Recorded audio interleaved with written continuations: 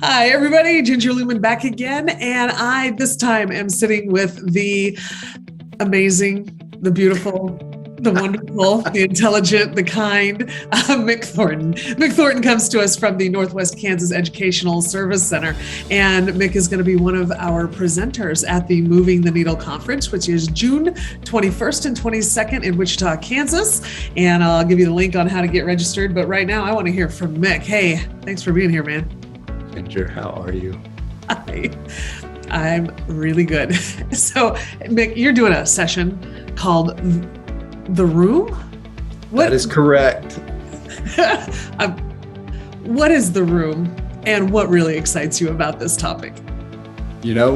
So I have to start that answer with a confession, which is that when I started doing trauma-informed work, which is what I do, it says on my business card, I'm a trauma specialist.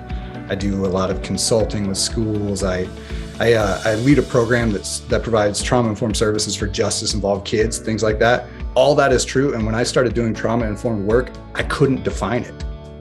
I couldn't tell you what it meant to be trauma-informed. People would say, trauma-informed, what's that? And I could give you the big stuff, but I couldn't say what it was.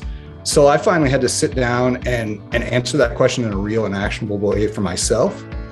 And The Room is the answer to that question. In The Room, I'm going to give you in 2 sentences, like short sentences with normal words, a way to understand what it looks like to be trauma informed and how that can make a difference in you doing what you do and make your life better and the world a better place because of it. Wow. That's so true, though. If people start to say, well, what is it? We start giving examples, not what it is. It's kind right. of People say, what's trauma informed? And we say, well, the Center for Disease Control says there are these 6 areas where we should apply trauma informed care. And then they're like, but what is it? And we say, well, SAMHSA says that there are, 10 zones of implementation that we should always apply our trauma informed stuff. And what The Room is the it. Oof. All right. So I'm intrigued. I'm loving it already. When people walk away from your session, what do you want them to be able to know, understand, and to do? Absolutely. I want them to know what it means to be trauma informed for real, like not in a theoretical, I read a booklet sense, but in a way that they could explain to their grandmother. I want them to feel empowered, because I think that becoming trauma-informed is an incredibly empowering experience, both personally and professionally.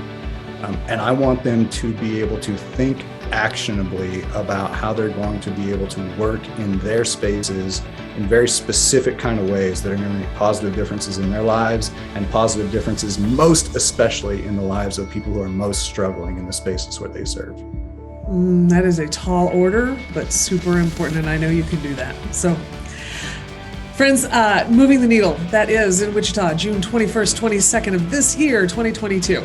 If you go to, or when you go to, esdac.org/MTN, as in Moving the Needle, MTN 2022, you can find out more about Mick's session and Mick, and you can find out about all the speakers, all the keynoters, and the schedule, and anything you wanted to know, and also how to register. So it is esdac.org/MTN 2022. Mick, thanks for being with us. Thanks, Ginger.